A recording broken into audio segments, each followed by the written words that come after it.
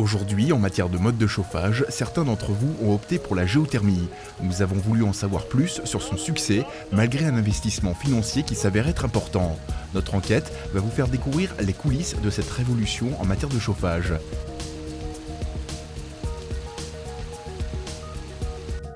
La géothermie dans la région, ce n'est pas nouveau. Elle a vu le jour il y a une vingtaine d'années, direction le site expérimental géothermique de Soultz-sous-Forêt. À la fin des années 80, naît ici un projet franco-allemand qui vise à fabriquer de l'électricité à partir de la chaleur contenue dans le sous-sol et les roches. Et pour démarrer cet immense chantier, tout est parti de cet ancien forage. Explication avec l'un des géologues du site.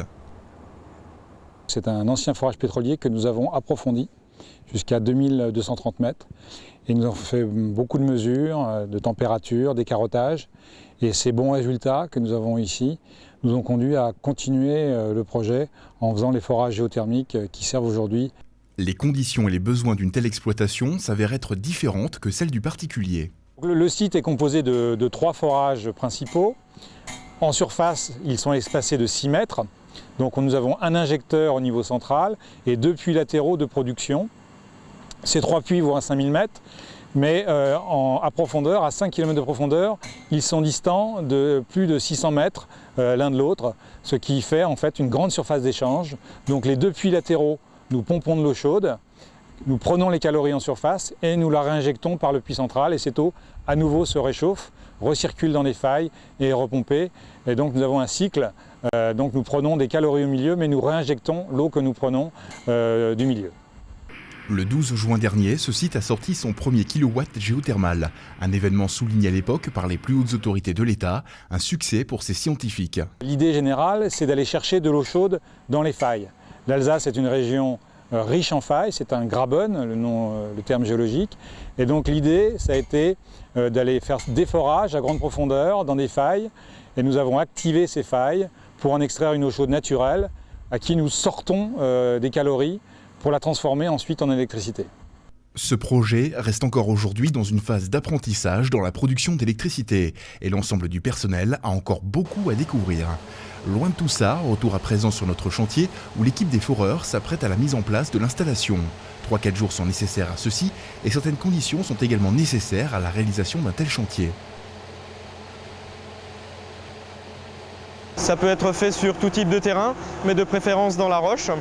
Dans le gravier, dans le sable, c'est moins évident, les géologies sont plus difficiles, le forage est beaucoup plus difficile. L'utilisation des couches du sol renfermerait donc une ressource naturelle pour chauffer une habitation. Nous forons à 100 mètres, nous installons une sonde en PEHD dans laquelle un liquide glycolé va circuler pour remonter la chaleur du sol et pour exploiter cette chaleur au niveau de la pompe à chaleur. Cette pompe à chaleur va exploiter le delta de température, donc en fait elle va injecter le liquide qui va circuler dans les sondes à une température froide dans le sol. Le sol va réchauffer ce liquide va revenir à la pompe à chaleur et la pompe à chaleur va récupérer les degrés de différence.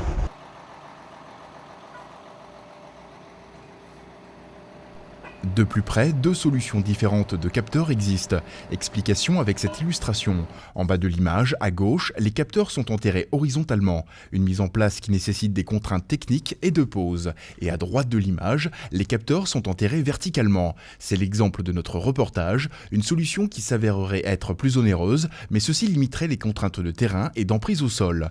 Pour cette toute jeune entreprise de forage, installée sur le site d'une grande entreprise locale, le choix pour alimenter leurs 1500 m² d'atelier s'est porté comme une évidence sur cette énergie renouvelable. Juxtaposé au bâtiment, le local technique qui renferme la pompe à chaleur.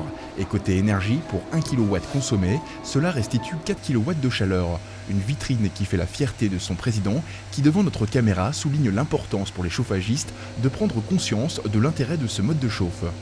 Ils n'ont guère eu le choix, ils ont tous évolué pour se convertir depuis les chauffages traditionnels au fioul et au gaz, pour se former à l'installation des pompes à chaleur. C'est le cas de ce chauffagiste. Le commerce des pompes à chaleur, il s'y est lancé il y a 5 ans. Et rien que depuis le mois d'octobre de cette année, il en est déjà à sa 7e installation géothermique. Et pour lui, ce choix de chauffe, c'est l'avenir.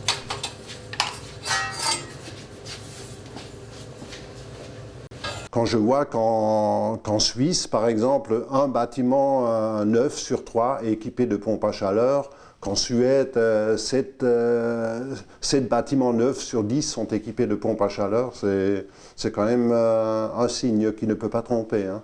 La pompe à chaleur géothermique, rien que des avantages, peut-être pas à l'écoute de l'investissement que cela représente. Une installation comme ça revient à peu près à 18 000 euros, entre 18 000 et 20 000 euros. Tout compris, oui. Y compris le forage? Non, sans le forage. Le forage, c'est encore une chose à part. C'est quand même le forage revient quand même à 15 000 euros, hein, entre 13 000 et 15 000 euros. Notez tout de même que pour remplacer votre vieille chaudière fuel, vous aurez droit à un crédit d'impôt à hauteur de 8 000 euros pour une telle installation. Petit comparatif à présent entre deux générations de modes de chauffe. La différence entre une pompe à chaleur et une chaudière fuel, c'est que la chaudière fuel, elle arrive à produire rapidement, et une pompe à chaleur, il faut plus de temps, c'est pour ça qu'il faut plus d'autonomie. C'est pour ça qu'on installe des ballons tampons, pour avoir plus d'autonomie en chauffage. Pour mieux comprendre ce schéma hydraulique, explication. Là, on rentre avec le primaire dans la pompe à chaleur. Après, ce qu'on fait, on traduit les calories et on part en secondaire dans l'installation. Là, on produit tout l'eau chaude sanitaire pour la maison, tout ce qui est cuisine, salle de bain. Et là, on produit le chauffage. Après le chauffage, on part au collecteur, soit en chauffage au sol ou en chauffage radiateur. Et pour une utilisation optimale de cette ressource, le choix de chauffage a toute son importance. Le mieux, c'est d'avoir du sol uniquement. Parce qu'en sol uniquement, on part avec du 30-35 degrés en départ. Et autrement, si on vient en radiateur, il faut partir avec du 40-50 degrés. Et là, on se pénalise. Il faut produire plus de calories. Et à ce moment-là, on consomme plus d'énergie pour faire tourner la pompe. On préconise surtout ces installations pour la basse température. Mais on peut les effectuer pour les radiateurs.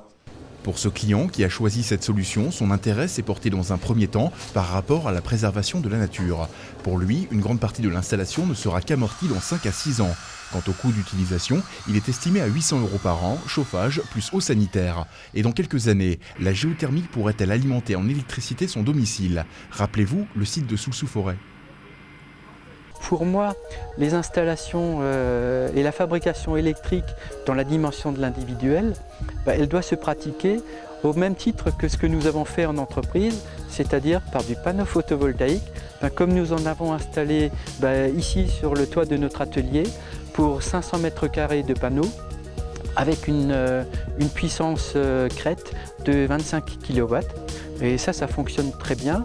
Issus de phénomènes naturels, ces énergies renouvelables sont à nos portes et pourraient peut-être bien être l'avenir de l'homme dans son confort de tous les jours.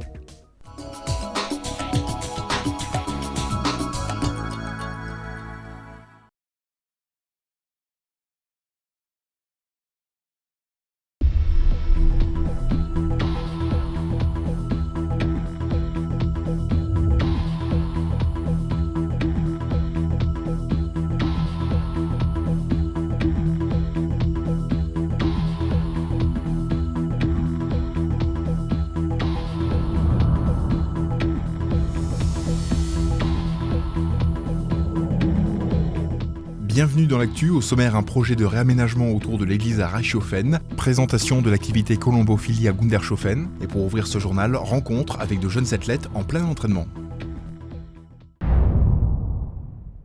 L'engouement suscité par le triathlon Challenge France et notamment le Kid Challenge a fait naître cette rentrée à Niederbronn une école de triathlon.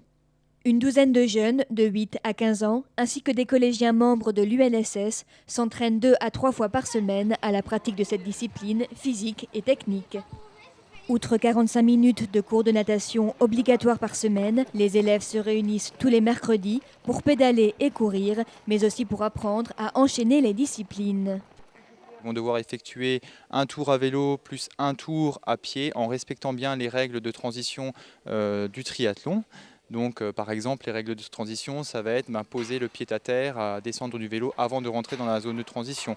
Garder le casque jusqu'à ce que l'enfant ait posé son vélo par exemple. Donc on va insister là-dessus. Troisième partie de la séance, ça sera des parcours d'habileté. On touche le flot, voilà, super.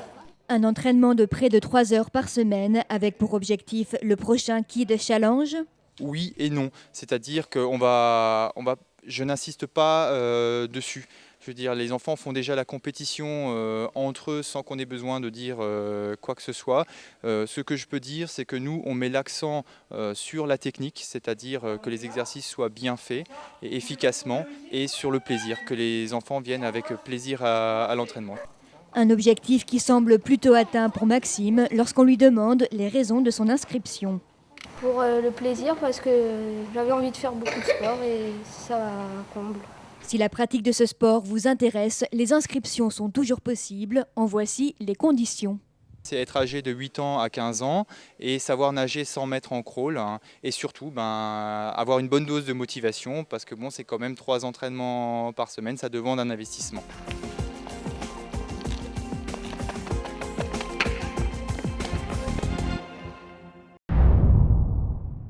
Sur le parvis de l'église catholique de Reichshofen, des travaux de transformation ont démarré récemment. Il s'agit du plan Lumière, une mission confiée à un bureau d'études situé à Strasbourg. Souvenez-vous, il y a quelques semaines encore, la place ressemblait à ceci, un espace plutôt confiné. Et c'est après avoir pris connaissance des besoins de la commune que ce réaménagement a démarré, avec dans le but une meilleure lisibilité de l'ensemble. Les élus souhaitaient justement avoir une compréhension globale par rapport au quartier, mais aussi des rues qui juxtent justement l'église, comme l'arrivée jusqu'au parking, puisque plusieurs bâtiments publics sont présents ici, mais aussi avoir déjà une vision sur une optimisation de la maintenance et de l'exploitation. Et pour améliorer cette partie du centre, il a été décidé de travailler dans un premier temps sur l'éclairage afin de le rendre plus dynamique et de le mettre pour l'occasion aux futures normes européennes. Aujourd'hui, le matériel utilisé était du matériel, alors je vais parler un peu de technique, mais c'était de la vapeur de mercure, 125 watts.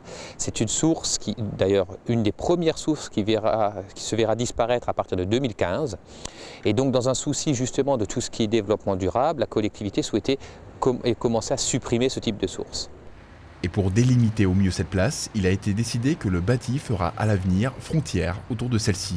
Et comme source de lumière, le choix s'est porté sur un éclairage au sol et de nombreux réflecteurs de dernière génération. L'éclairage, je le rappelle, fonctionne bien sûr la nuit pour tout le monde, mais de jour, nous avons quand même la lumière du jour, le soleil, qui nous permet d'éclairer et de voir, aujourd'hui c'est parti de mobilier urbain, dont l'éclairage fait partie. Donc aussi cette esthétique est importante puisque les gens côtoient ce matériel ou ne le voient même plus puisqu'ils se font totalement dans l'environnement. Différentes tranches de travaux vont être encore nécessaires avant la fin du chantier prévu d'ici 2 ans. Des tests qui avaient déjà démarré en 2007 avec les illuminations de Noël. On aura les arbres qui seront mis en valeur, on aura un accompagnement de la couleur, justement, c'était un souhait. Après Noël blanc, il y aura un Noël coloré à Reichshofen. Et ceci se fera étape par étape pour aboutir, je pense, d'ici 1 ou 2 ans, à vraiment un projet global qui sera terminé au niveau des travaux. Un rendu final qui pourrait sans doute se rapprocher de ceci. Affaire à suivre. Se tenait ce week-end à Gundershofen une exposition colombophile. L'occasion de découvrir cet art, d'élever et de faire concourir des pigeons voyageurs. Le propre de cet oiseau est en effet son aptitude à retourner à son pigeonnier, même lâché à plusieurs centaines de kilomètres de là. Les concours résident alors dans un parcours d'endurance ou de vitesse, d'un point de lâcher au pigeonnier d'origine. La colombophilie, c'est un sport, donc pour nous c'est uniquement fatigant, donc ce qui est nerf, parce que les pigeons doivent faire tout le travail, et donc nous, l'éleveur, il est énervé quand les pigeons ne rentrent pas. Il faut savoir qu'un pigeon dans bonnes conditions, il arrive à faire 4000 km par an. On commence la saison début mai, on termine en fin août, début septembre. Et chaque dimanche, on le fait parcourir une centaine de kilomètres de plus. On commence vers Toul, on arrête sur le concours de Bordeaux. Et les meilleurs, ils font facilement les 4000 km par l'année. Autre concours existant, les concours de beauté. Pour l'occasion, le club colombophile de Gundershofen avait invité les amateurs de pigeons de race et de fantaisie du groupe de Niederbronn. Au total, plus de 130 pigeons rares, frisés, huppés, aux coloris variés, ont paradé sous les yeux des visiteurs, charmés. Les jeunes colombophiles étant de moins en moins nombreux, l'objectif de l'exposition était aussi de faire connaître cet art et cette passion avec l'espoir d'attirer de nouveaux néophytes.